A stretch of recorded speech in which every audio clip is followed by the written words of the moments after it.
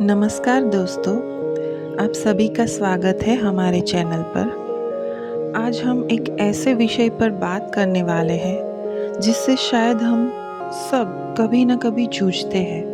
वो है चिंता और तनाव।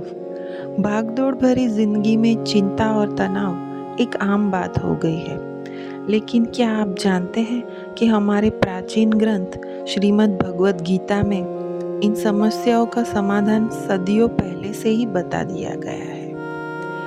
गीता सिर्फ एक धार्मिक ग्रंथ नहीं, बल्कि जीवन जीने का अद्भुत दर्शन है। यह हमें सिखाती है कि मन को शांत कैसे करें, परिस्थितियों का सामना कैसे करें और चिंता से कैसे मुक्ति पाए।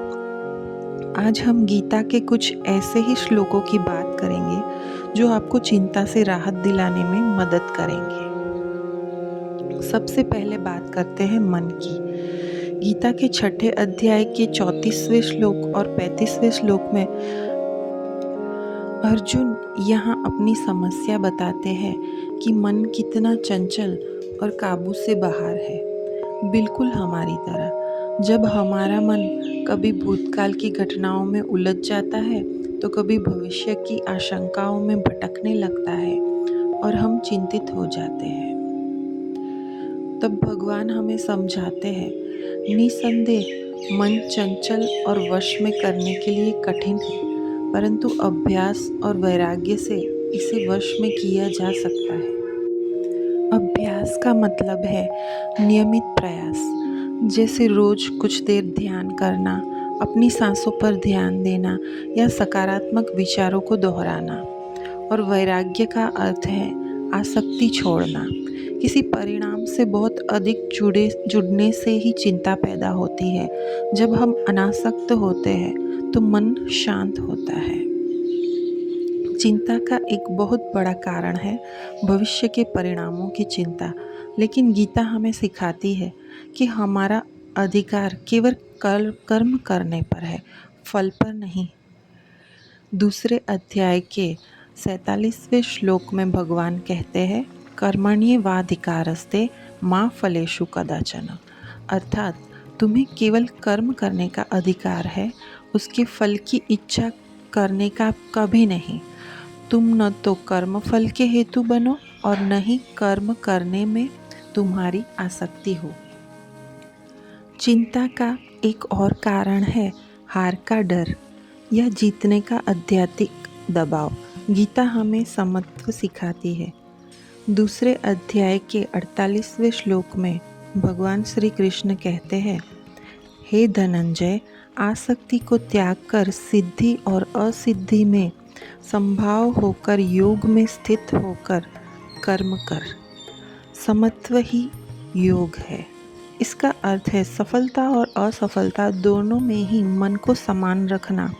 यदि आप हर स्थिति में शांत रह सकते हैं, चाहे कुछ भी हो, तो चिंता आपको छू भी नहीं पाएगी। यह हमें सिखाता है कि जीवन में उतार चढ़ाव तो आते रहेंगे, लेकिन हमारी आंतरिक शक्ति उससे प्रभावित नहीं होनी चाहिए। और अंत में गीता का एक सबसे शक्तिशाली संदेश जो चिंता से पूरी तरह मुक्ति दिला सकता है।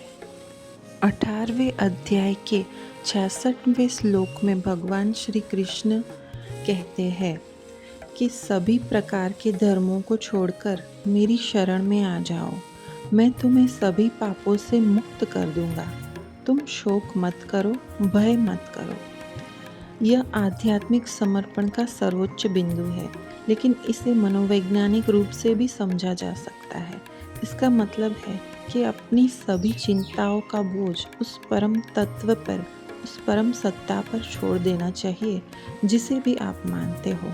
जब आप स्वीकार कर लेते हैं कि कुछ चीज़ें आपके नियंत्रण से बाहर है और उन्हें एक बड़ी शक्ति को सौंप देते हैं, तो आपको एक अविश्वसनीय शांति का अनुभव होता है। शोक मत करो या भय मत करो का सीधा अर्थ ही है चिंता छोड़ दो। कैसे करें इन श्लोकों का अभ्यास? तो इन श्लोकों को अपने जीवन में कैसे उतारें? उसका जवाब है नियमित चिंतन। हर दिन कुछ मिनट इन श्लोकों को पढ़ें और उनके अर्थ पर विचार करें।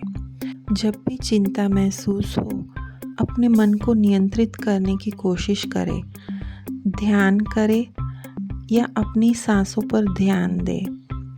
अपना काम करते समय सिर्फ कर्म पर ध्यान दें, फल की अपेक्षा छोड़ दें। सफलता और असफलता दोनों में शांत रहने का अभ्यास करें। अपनी बड़ी चिंताओं को एक उच्च शक्ति पर छोड़ दें, उन पर बहुत अधिक नियंत्रण रखने की कोशिश न करें। दोस्तों, गीता के ये श्लोक सिर्फ शब्द नहीं है, ये जीवन जीने के सूत्र है। इन्हें अपने जीवन में अपनाकर आप निश्चित रूप से चिंता और तनाव से मुक्ति पा सकते हैं। आशा है आपको ये वीडियो पसंद आया होगा। अगर आपको ये जानकारी उपयोगी लगती है तो इसे अपने दोस्तों और परिवार के साथ ज़रूर से शेयर करें। मिलते हैं अब अगले वीडियो में। तब तक के लिए स्वस्थ रहे और खुश रहे। नमस्ते। जय श्री कृष्ण।